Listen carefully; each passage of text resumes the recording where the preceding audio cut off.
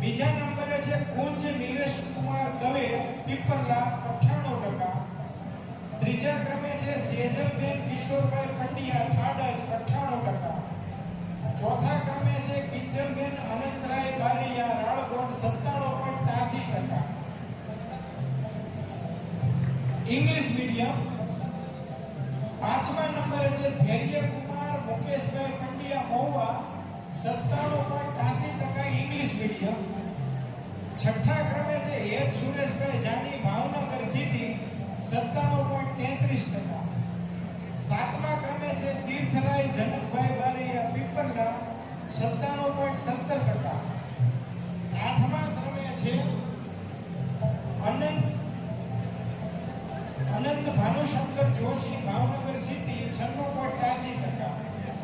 નવમા ક્રમે છે નિષ્ઠા પ્રવીણભાઈ પનોત દિહોર 96.83%. દસમા નંબરે છે જલ્દી મનસુખભાઈ રમણા ચુડી 96.67%.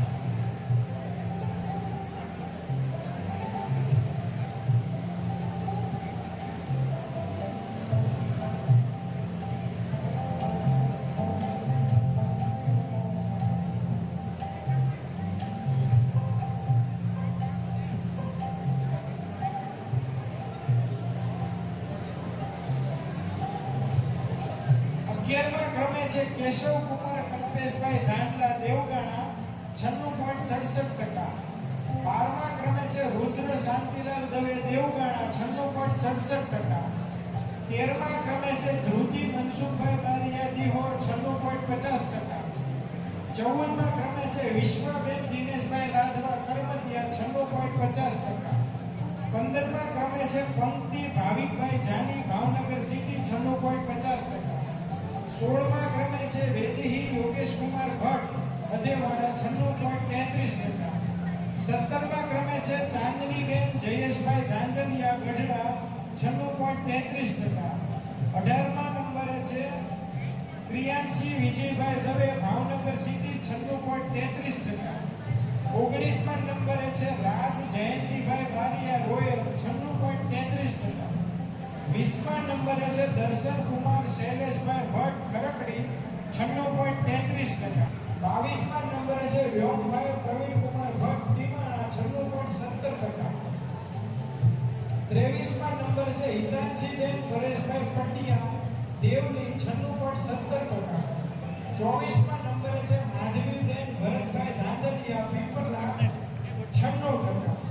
25મા ક્રમે છે ધ્રુવ અરવિંદભાઈ પંડ્યા સતરા 96%. 26મા ક્રમે છે પ્રિયાંશી હિંમતભાઈ જાની ભાખર 95.67%. 27મા ક્રમે છે પરમ વિજયભાઈ બારિયા 95.67%. 28મા ક્રમે છે ઝરણાબેન અશોકભાઈ નાદવા કાદરી ગોહિલ 95.67%. 29મા ક્રમે છે નિકિતાબેન જીવનભાઈ ધાંધલિયા દર્શના 95.30%. 30મા ક્રમે છે વિધિ કિરણભાઈ બારિયા દેવગાણા 95.50%. 42મા ક્રમે છે હરિઓમ હિરેનકુમાર દવે સત્રા 95%. 43મા નંબરે છે મિહિર અપનકુમાર પંડ્યા ટીમાણા 95%. 44મા ક્રમે છે કુશળ દિનેશભાઈ ધાંધલિયા ભાવનગર સિટી 95%.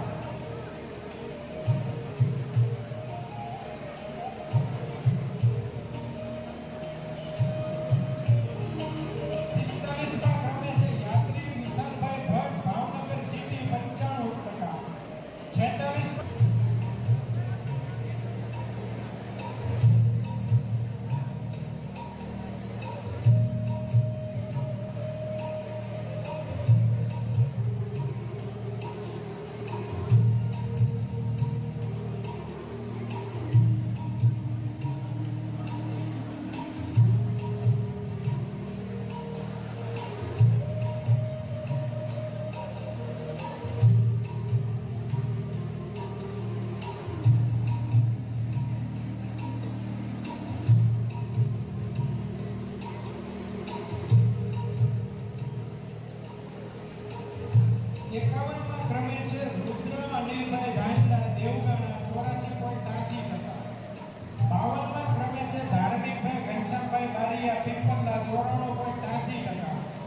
53માં ક્રમે છે નિધિબેન અશોકભાઈ પંડ્યા પેપરલા 94.80%. 54માં ક્રમે છે વૈભવી ભાવિનભાઈ ધાંધલિયા તળાજા સિટી 94.67%. 55માં ક્રમે છે મહર્ષિ પ્રવીણ કુમાર રાધવા પાદરી ગોહિલ 94.67%. 56માં ક્રમે છે પાયલબેન માવજીભાઈ નાંદવા ધારણી 94.50%. 57માં ક્રમે છે પાર્થભાઈ જગદીશભાઈ જાડેલા ઈશ્વરા 94.50%. 58માં ક્રમે છે જલ્દી અરુણભાઈ પંડ્યા પીપલના 94.50%. 59માં ક્રમે છે ગીતાલીબેન ભાવેશભાઈ નાંદવા ભાકરવાડા 94.50%. 60માં ક્રમે છે વૈદિકભાઈ જીતેન્દ્રભાઈ પંડ્યા ઘાટરવાડા 94.33%. 61માં ક્રમે છે આસ્થા કુલદીપભાઈ જાની સત્રા 94.33%. 62માં ક્રમે છે દીપ ભાસ્કરભાઈ લાદવા અગિયારી 94.33%. 63માં ક્રમે છે ધર્મેશ હરિભાઈ જોશી ઈસોરા 94.33%. 64માં ક્રમે છે યશકુમાર ભદ્રેશભાઈ રમણા ચૂડી 94.33%. 65માં ક્રમે છે જેનિસ જનકભાઈ જાની માખણીયા 94.33%. 66માં ક્રમે છે તેજસ અરવિંદ કુમાર દવે પીપલના 94.33%. 67માં ક્રમે છે પ્રિયંશીબેન પ્રકાશભાઈ જાની રબારિકા 94.70%. 68માં ક્રમે છે ધરતીબેન તુષારભાઈ ભટ્ટ પીપલના 94.70%.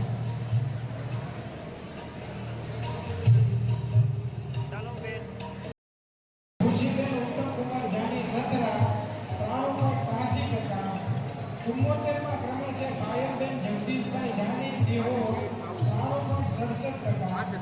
75માં ક્રમે છે મિત્તલબેન ચંદુભાઈ નાદવા ડીમાણા 93.67%.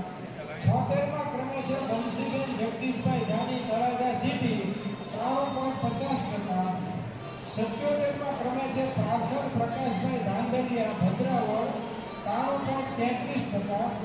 78માં ક્રમે છે ઝલક સમીરભાઈ બારૈયા ટીમાણા 93.33%. 79માં ક્રમે છે શુભમ અનિલભાઈ બારૈયા ઈશોરા 93.33%. 80માં ક્રમે છે જીજ્ઞાબેન રમેશભાઈ જાની તલક પારડી 93.70%. 81માં ક્રમે છે અંજાની હરેશભાઈ જાની સથરા 93%. 82માં ક્રમે છે હરપીત મહેન્દ્રભાઈ પંડ્યા ઢીમાણા 93%. 85માં ક્રમે છે 12 એટલે પૂરણ આંકડો કહેવાય, એક કલ્પ કહેવાય. એટલે ખૂબ મોટી સંખ્યા છે. બાપુએ વાત કરી કે ખૂબ મહેનત કરે છે બહેનો અને ભાઈઓ. મહેનત કરવા મુજબ ટકા લાવે છે, સરકારી નોકરી મળે છે, ખૂબ આગળ વધે એવા અમારા આશીર્વાદ છે. પણ પાલભાઈ ઓધવજી દાદાએ જે વાત કરી કીટ આપી અને ભાગવત ગીતાનું પુસ્તક એમાં આપ્યું છે, એમાં ભાર મૂક્યો. બાપુએ પણ લખ્યું છે કે કર્મ વિના કાંઈ મળતું નથી. કર્મ પ્રધાન વિશ્વ કરી રાખા, કર્મ કરો તો જ ફળ મળે. તો ભાઈઓ બહેનોએ કર્મ કર્યું છે એટલે એની સિદ્ધિ એને મળે છે. તો કર્મની સાથે મારી એ પણ એક સલાહ છે, કર્મ કર્યા પછી સિદ્ધિ મળી અને સિદ્ધિ મળ્યા પછી આપણા વારસાની અંદર જે સંસ્કાર મળ્યા છે એ સંસ્કારને નહીં ભૂલવા. ઘણી વખત સંસ્કાર મળ્યા પછી ઊંચી નોકરી મળે, સિદ્ધિ મળ્યા પછી ઊંચી નોકરી મળે અને નોકરી મળ્યા પછી આપણે ઊંચા અભિમાનમાં ઉડવા મળી. આપણા સમાજની અંદર ઘણા બધા કુરિવાજો ઘૂસી ગયા છે. સમાજના આગેવાનો આપણને રાડો પાડી પાડી કહેતા હોય, સુધારા કરવાના ઘણા પ્રયત્નો કરતા હોય છે, પણ સુધારા થતા નથી. એના મેળે સુધારો આવે છે. વિશાલદાસ બાપુએ આપણે ભાર મૂક્યો કે આવડો મોટો પગાર હોય ત્યારે એક પગાર સમાજ માટે જમા કરાવવો, કુળદેવી માટે જમા કરાવવો, ગુરુજનો માટે આપવો, આપણી આસ્થા હોય ગુરુદેવીને આપવો, એ બધી આપણી શ્રદ્ધાનો વિષય છે. પણ આપણા મૂળભૂત આપણા સંસ્કારો જે છે, આપણો ઊંચી નોકરી મળ્યા પછી આપણું ઘર કેમ આંકવું, ઘણીવાર આપણા છૂટા થવાના કવડા મોટા પ્રશ્નો છે. અમે જોવાનું કામ કરતા હોય તે આશ્રમમાં આપણા પરિવારો સાના સાના અમારી પાસે આવતા હોય કે બાપુ દેવીશાળ થતું નથી, છૂટા થવાના પ્રયત્નો સમાધાનો થતા નથી, તો આની ઉપર થોડો ભાર રાખો. આ એક ટકોર છે કે જ્યારે આપણે ભણી ગણી પાજનતાથી ભણી ગણી નોકરી મળે તો આપણું પરિવાર ઘર કેમ આંકવું, એ સંસ્કારો પણ થોડા આપણે સાચવી રાખવા, એ પણ એક ટકોર છે. તો એ ટકોરને ધ્યાનમાં લઈ અને ખૂબ આગળ વધો અને સંસ્કારોને જાળવી રાખો, એવી પણ એક ટકોર છે. ખૂબ આગળ વધો, ખૂબ નોકરીમાં ખૂબ નોકરી કરો અને મોટા થાવ એવો આશીર્વાદ અસ્તુ. જય સિયારામ, જય માતાજી. આભાર ભગવાન બાપુનો. હવે બાકીના 150 વિદ્યાર્થી આ છે એના ફટાફટી આપણે સન્માન કરીએ. 150 વિદ્યાર્થીના સન્માન પછી પરમ પૂજ્ય સંત સીતારામ બાપુના આશીર્વાદ આપણે લઈશું. સીતારામ બાપુના આશીર્વાદ પછી આપણે 1 વાગે ભોજન સમારંભ શરૂ કરશું.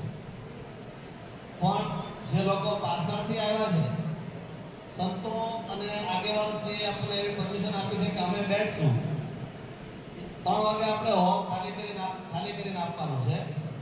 તો પાછળ જે લોકોના સન્માન થઈ શક્યા છે એ લોકો અમે જ્યારે અહીંથી જાહેરાત કરીએ ત્યારે જમણવાર શરૂ કરશે. જેમને સન્માનિત કરવાના બાકી છે એમના અમે અહીંથી નામ એનાઉન્સ કરશું, એ ક્રમશઃ આવશે અને સંતોના હાથે ફોટોગ્રાફી સાથેનું સન્માન મેળવશે.